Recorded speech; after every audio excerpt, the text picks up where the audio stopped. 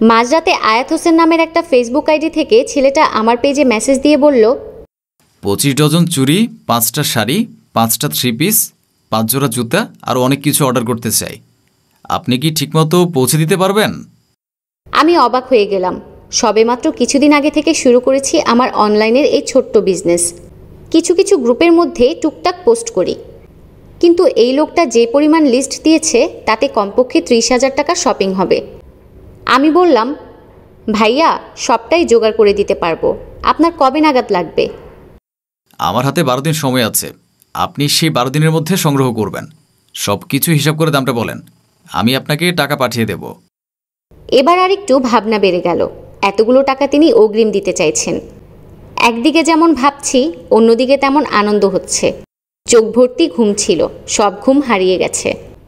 আবার হঠাৎ করে মনে হলো কেউ ফাজলামো করে না তো? এমনও হতে পারে যে সব কিছু বলে তারপর আর নিবে না। বললাম, ঠিক আছে ভাইয়া, আমি আপনাকে সম্পূর্ণ খরচের লিস্ট দিচ্ছি। ঠিক আছে, তাড়াতাড়ি করবেন। গার্লফ্রেন্ডের জন্মদিন উপলক্ষে গিফট করব। আমি সব কিছুর হিসাব করলাম।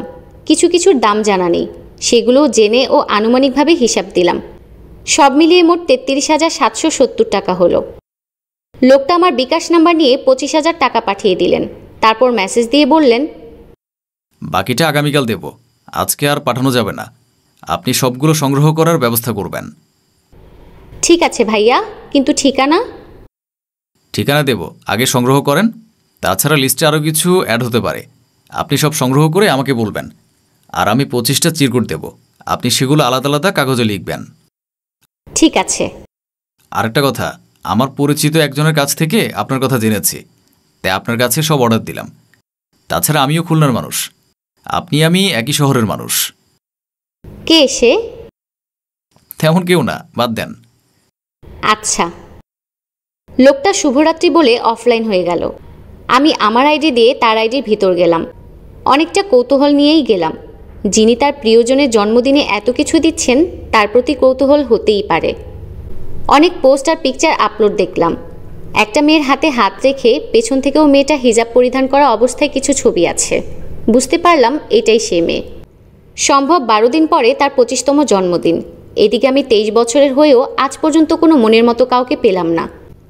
অনেক ছেলে প্রপোজ করেছে, কিন্তু তাদের কারো প্রতি নিজের দিক থেকে অনুভূতি আসেনি।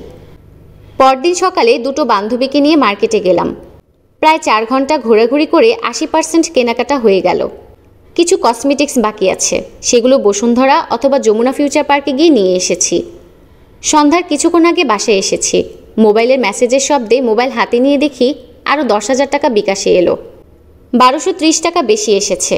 একটু পরে সেই লোকটা মেসেজ দিয়ে বলল, আপনি সব কিছু কিনে ফেলুন, পরশু আমার অফিস বন্ধ, সেদিন আমি চিরকুট লিখে দেব। আপনি এর মধ্যে কিনে নিয়ে সব কিছু আলাদা আলাদা প্যাকেট করবেন। ভাইয়া, যেগুলো প্রিন্ট ডিজাইন করার জন্য দিয়েছেন সেগুলো 3 দিন পরে পাবো। সমস্যা নেই, হাতে তো সময় আছে। আপনি কিছু টাকা বেশি দিয়েছেন। ওটা আপনার আলাদা প্যাকেট করার জন্য। ওকে, তাহলে আপনি দ্রুত চিরকুটের জন্য লেখা পাঠিয়ে দেন। আমি আজকে রঙিন কাগজ নিয়ে এসেছি। খুব ভালো, খুব ভালো। ছেলেটা অতিরিক্ত কোনো কথা বলে নাই, আমার নামটাও জিজ্ঞেস করেনি। অবশ্য সে নাকি আমার পরিচিত কাউকে চিনে, তাই হয়তো নাম জানে। আমি সব কিছু সামনে নিয়ে আমার কত টাকা লাভ হবে সেই হিসাব করতে লাগলাম। শুক্রবার রাতে তিনি 25টা চিরকুটে লেখার জন্য আলাদা আলাদা বাক্য লিখে দিলেন।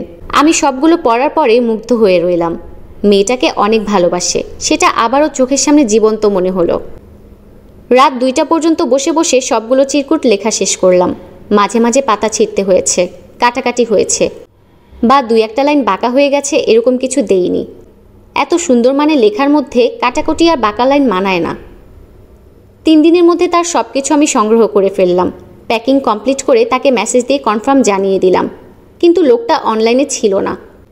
পরদিন সারাদিন পেরিয়ে গেল, তবুও তাকে অনলাইনে দেখতে পেলাম না। ভাবলাম হয়তো কাজের চাপে ব্যস্ত আছে।